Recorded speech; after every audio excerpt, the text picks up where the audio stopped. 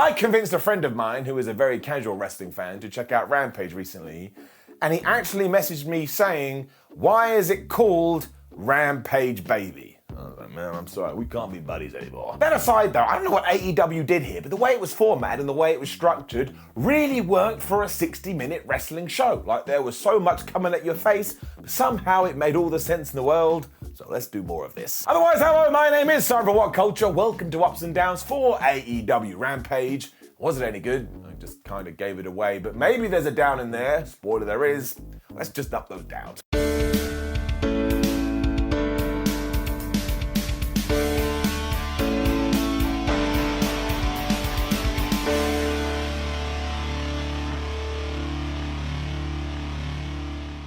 Darby Allin versus Swerve Strickland to begin this week's episode of AEW Rampage, with the winner going through to the Owen Hart Cup. And the best thing about this, apart from the wrestling, which was superb, is that the commentary team not only told you about their past, but they made it very clear that at the moment, if you do add up all their wins and losses, Swerve is ahead. So this just tied directly into the finish. We're also doing a lot of flippy dippy doos-dar stuff here, including Swerve being hip-tossed by Darby Allin, but he just flipped out of it. Now, what I want you to do is I want you to sit down and think about this.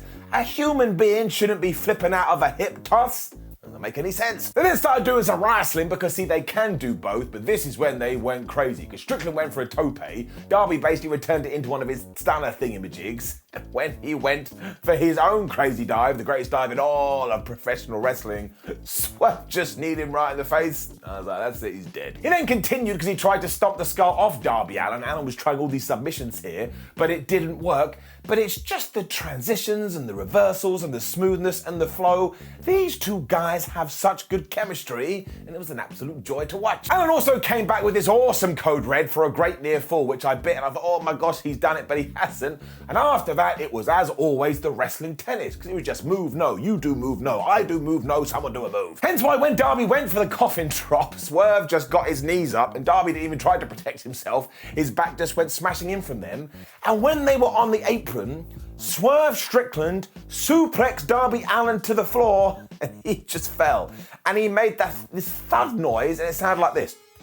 You probably can't even hear that, but I thought once again he was dead. Because Ricky Starks was on commentary, he then realised, oh wait a minute, I really don't like Swerve Strickland, I don't like Darby Allin, I better do something here. So he started to make his way to the ring. This is when Sting stopped him like, no, you shall not pass. But it basically caused some kind of distraction, because back in the ring, when it seemed like Swerve was going to win, Darby Allin hit the most devastating move in all the sports entertainment. A variation of the surprise roll-up, but it actually looked quite cool. He got the 1, 2, 3. So look what we did here. Darby goes into the tournament, which is probably a good idea. Swerve is protected, and now he has more anger towards Team Taz. I thought that was all very well put together.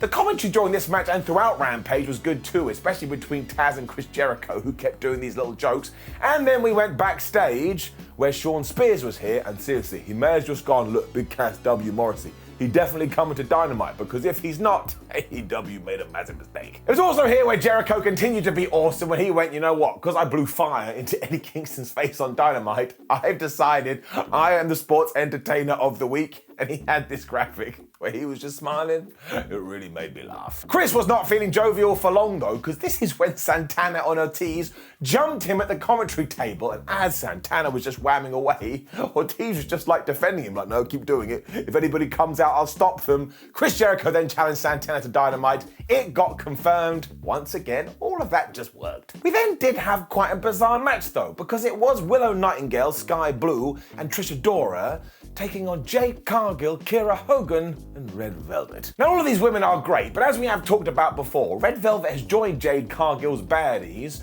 and nobody has told us why, even though they hated each other so much a year or so ago that Shaquille O'Neal just vanished after everybody had a big fight. And there's every chance I'm jumping the gun here, or maybe I've missed it, I am an absolute moron, but I think before they actually start teaming together, someone needs to explain why Red Velvet has decided to team with who was once a mortal enemy. I do like Red as a heel, I think she's proven she can do it, Yeah, this one was really quite strange, and I just gotta get it down. However, I did like the idea here, because while the good guys did get their moments in, especially Nightingale, who's running around like a crazy person, the point of this was to establish that Jade and her new crew are dominant, and maybe they're about to take over the division. I mean, they honestly ran through them in around about 2 minutes before Cargill finished it off by hitting Jaded on Adora.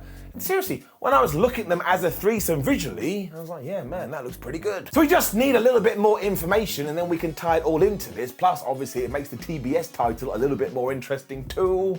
And that part is getting it up. Backstage, Darby Allin was talking to Swerve Strickland where he said, look, I'll give you 5 minutes. I just saw what happened and I'm absolutely devastated. But again, it tied into the story. Because Swerve was like, no, I know this wasn't on you. It was on that damn Team Taz. So I am going to take all this rage and I'm going to finish them for good. And I was like, yeah, you should do it. Because he, Keith Lee, Powerhouse Hobbs and Ricky Starks have nothing but good matches. And speaking of Mr. Lee, this is when he strolled to the arena of combat to engage himself in some fisticuffs. Wonderful. He was taking on Colton Gunn, and you could have predicted this a mile away, but look, sometimes you eat ice cream because you want ice cream.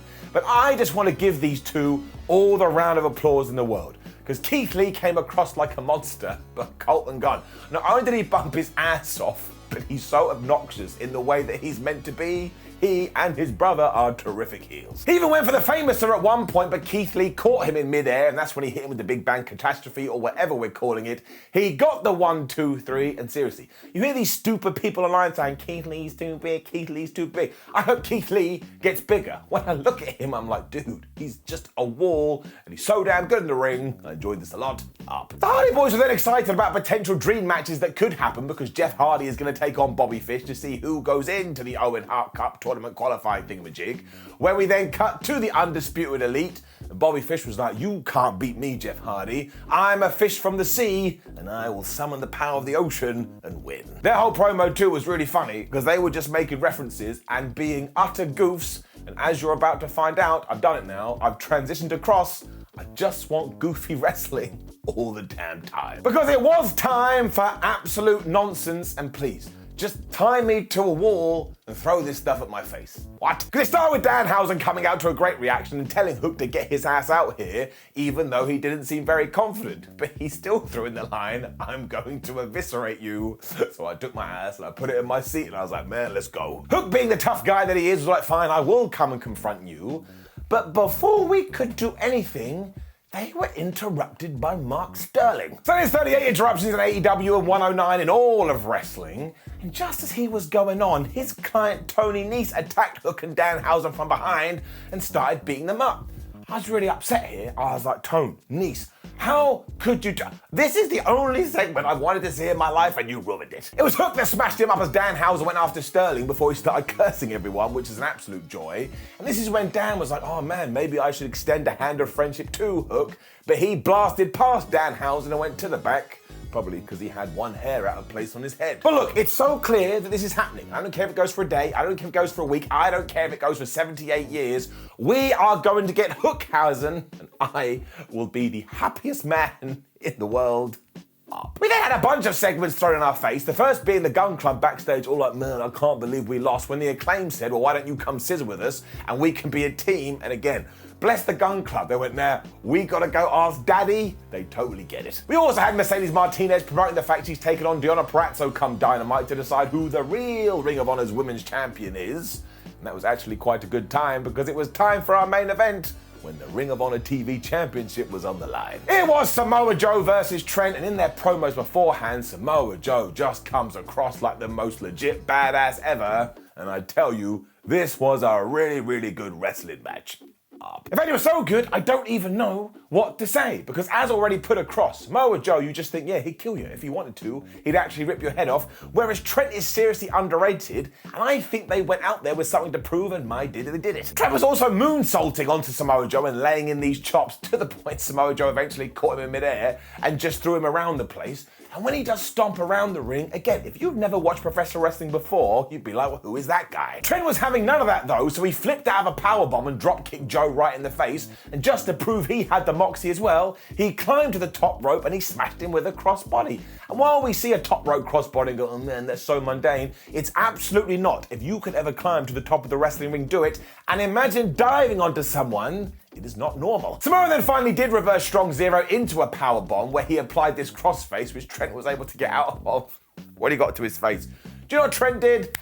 He slapped Joe right around the face and I was like, dude. This led to the Samoan submission machine just killing him with a lariat, and much like earlier, this is when they just went move, move, move, move. And I watched on going, man, I'm never gonna be this good at wrestling. We were absolutely trying to sell this too like it was mega, mega close, and that did come across to the point Samoa Joe couldn't even hit the muscle buster. What he was able to do though was apply the choke. Trent had to go because, you can't be strangled around your neck without going, oh my gosh, I'm going to die. This is one of my favorite main events in a long ass time. They shook hands afterwards to observe the rules. Just as Samoa Joe was about to talk to us, he got interrupted by Satnam Singh, Jay Lethal and Sanjay Dutt. So that is 39 in AEW and 110 overall. As Trent was out there as well, Orange Cassidy tried to get involved, but that did not work. And the long and the short of it is this ended with a big old brawl between Jay Lethal and Samoa Joe, to the point that all the AEW officials had to break them up. And I don't think an episode of Rampage has ever finished this way. I mean, you could say it had a little bit of the sports entertainment to it, but because it ended on a flurry, I was like, oh my gosh, I now want to watch more wrestling. So it absolutely worked for me. And again, whatever you did here, Tony Khan, do it again. This had such a good ebb and flow to it. I don't know how you did get it in 60 minutes, but somehow you did.